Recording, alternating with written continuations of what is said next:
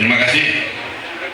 Jadi saya ini selalu tetap istiqomah akan mengumandangkan peta jalan yang Bapak Ibu sudah terima tadi. Jadi saya berharap juga peta jalan kembali kepada Undang-Undang Dasar sesuai dengan naskah asli ini. Ini jelas dia akan mengembalikan kedaulatan negara dan akan mengembalikan kedaulatan rakyat kepada rakyat.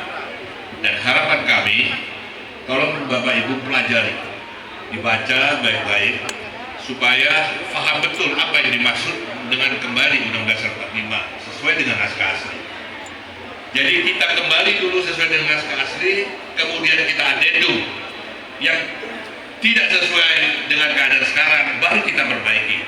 Siapa yang perbaiki? Itulah bapak-bapak bangsa. Nanti ada Bung Rocky Gerung, ada Bung Refli Harun. Mungkin kalau Bung Refli masih nggak mau ya, karena masih punya pikiran liberal ya beliau ini.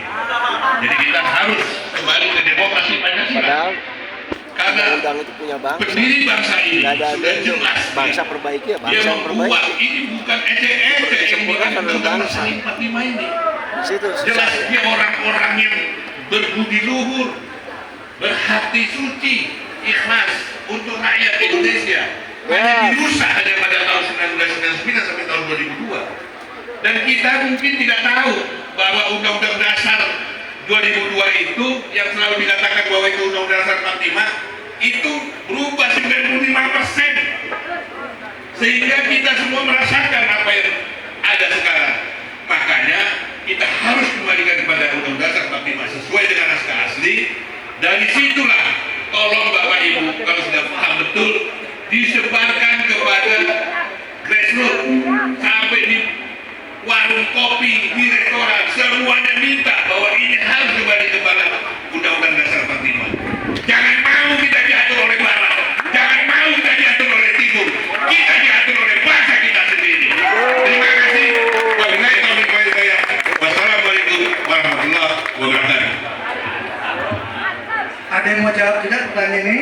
Bangsanya bangsa Bung pribumi Faisal dong. Basri, silakan.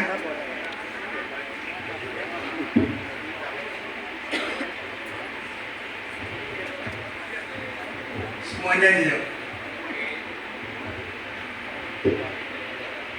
Kalau situasinya sudah sedemikian di ujung tanduk, kata Ian Bremmer di buku terbarunya The Power of Crisis, itu solusinya tidak bisa keluar kembali ke Undang-Undang Dasar 45 tidak bakal terjadi tanpa krisis besar. Hanya krisis besarlah yang bisa menumbangkan begundal-begundal ini. Karena bayangkan saudara sekalian, mereka itu super majority. Di dunia ini tidak ada parlemen kecuali di China. Jadi negara-negara satu partai aja. Tidak ada parlemen yang menguasai 82% dukung pemerintah itu enggak. Jadi hanya krisis besar, bukan krisis kecil. Krisis besar yang membuat mereka tumbang langgang dan ada kontrak politik baru. Saya nggak tahu krisisnya seperti apa, tapi memang kalau diskusi masukan gini nggak bakal terjadi. Nah, pertanyaannya apakah kita jadi turun nggak apa-apa. Masih punya tenaga untuk menghadapi krisis besar itu? Nah, kalau tidak, maka perubahannya pun tidak akan sesignifikan yang kita bayangkan masih. Refli, Bung Rocky.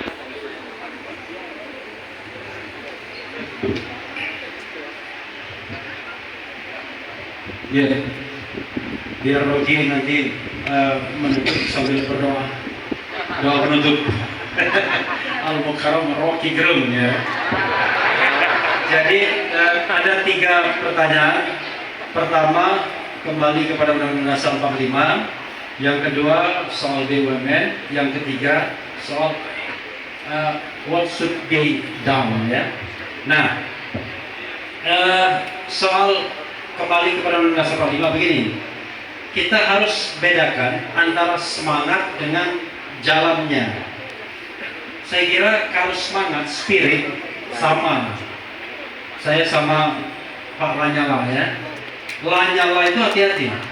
Kalau bahasa Arab tidak menyala artinya la itu tidak.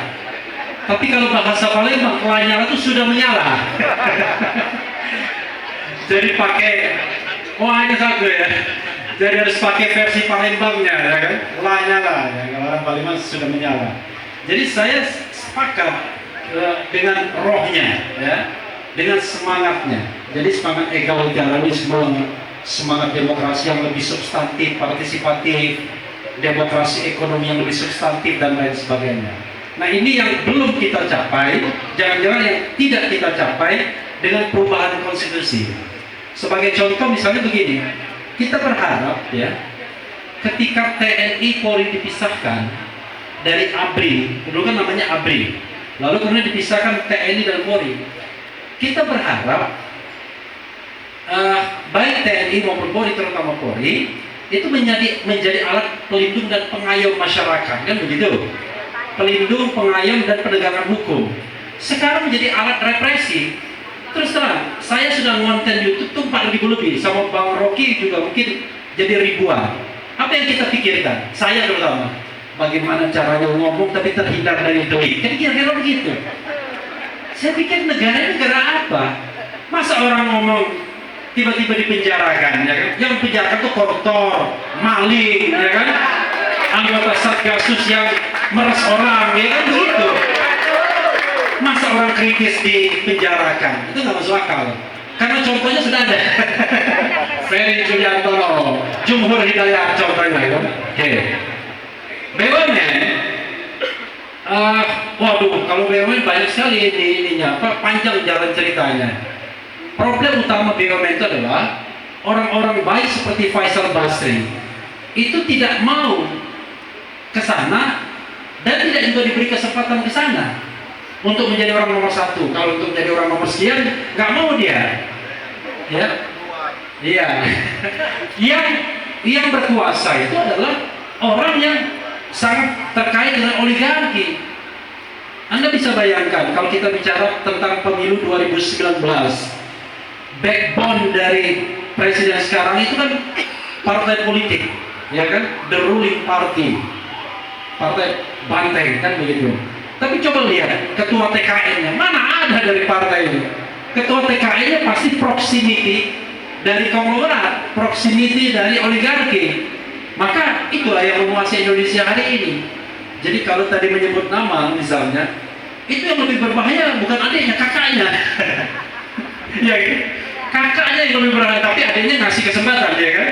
Kakaknya berbahaya sekali. Jadi, waduh, macam-macam itu di beberapa tempat digaruk semua, dan nilainya triliunan. Jangan-jangan udah puluhan triliun, ratusan triliun untuk mungkin persiapan 2024 juga. Karena orang bilang begini, memenangkan Pilpres 2024 gampang, ya kan? 1 triliun masing-masing ketum partai politik, mohon maaf ya, selesai barang itu, ya kan? Ingat, hanya 9 partai yang ada di parlemen, parliamentary threshold. Jadi mereka yang punya standing untuk maju dengan jumlah kursi. 7 diantaranya sudah di istana. Jadi kalau mereka merekayasa sedemikian rupa, maka calon itu cuma 1. Memang undang-undang itu tidak menyebut apakah boleh 1 calon atau tidak.